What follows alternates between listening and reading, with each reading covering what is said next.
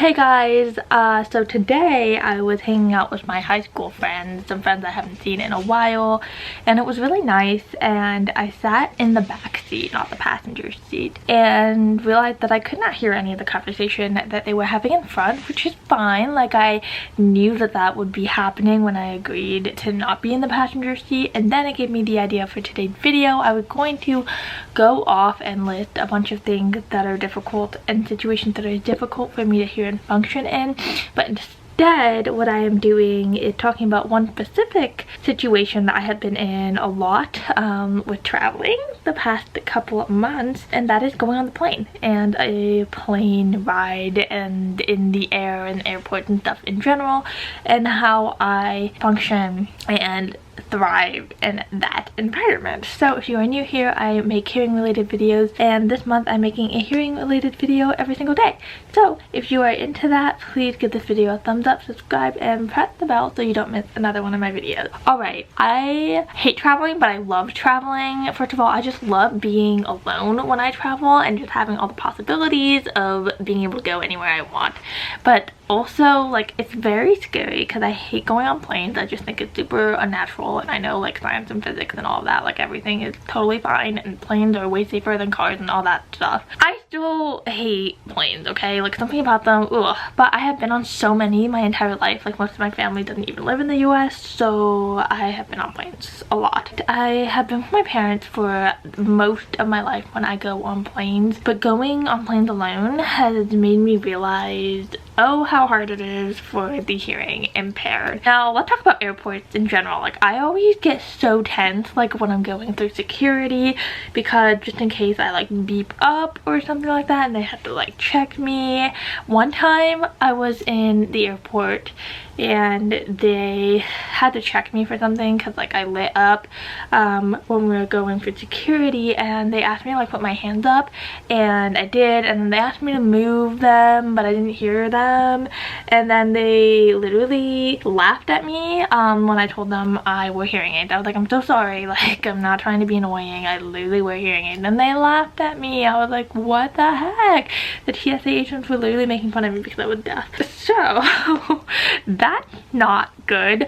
Also, that had happened to me before and they just got angry, which understandably, because their job is so hard and stressful, understandable that they got angry at me because they thought I just wasn't listening to them. So it's super important to tell security that you are deaf or hearing impaired when you go through security. That's the first thing that I always get stressed out about, but I think it's really important to be super calm and patient with everybody because, like I said, their jobs are hard. It's important. Safety. So just be patient, but also tell them that you have a hard time hearing. Now, the next thing is actually getting on the plane in the first place. Oh my goodness, I would always be so afraid that I was gonna miss my flight or just miss knowing when to get called. So what I actually learned this at a camp that I went to. You can go up to the desk and literally tell them, like, hey, I'm hearing impaired, like, can you signal to me when I have to go on to the plane, or can I go on before everybody else? And usually they will let you just go on before everyone else, so that's super helpful. But also they will always, like, come and let you know. That's super important. If you can't hear overhead, like, I literally can't hear anything at all. Sometimes they have the screens that say what section of the plane is boarding, which is super helpful. But if that's not the case, then go talk to the person that's at the desk, that's working the desk, and literally ask them to, and more times than not they will be so nice about it. Super helpful. And then a lot of times they'll just let you board before everybody else with the extra time people. And so that's something I learned. It's super stressful, but something that you don't need to be stressed about. But then that also goes with, like, anxiety with being social and actually going to tell a random stranger that you have a disability, but something that you just need to get over, because if you can't hear the overhead, it's not worth missing a flight and being stuck there forever. So definitely a little life hack. You can do that, or if you make friends with a stranger, you can always ask them to tell you when you're boarding. But I prefer just going up to the desk and telling them, like, hey, I wear hearing aids, I can't hear anything that goes up there, can you just tell me when I need to board? Simple. Next, you go on the plane and you sit next to a random stranger. Whoa.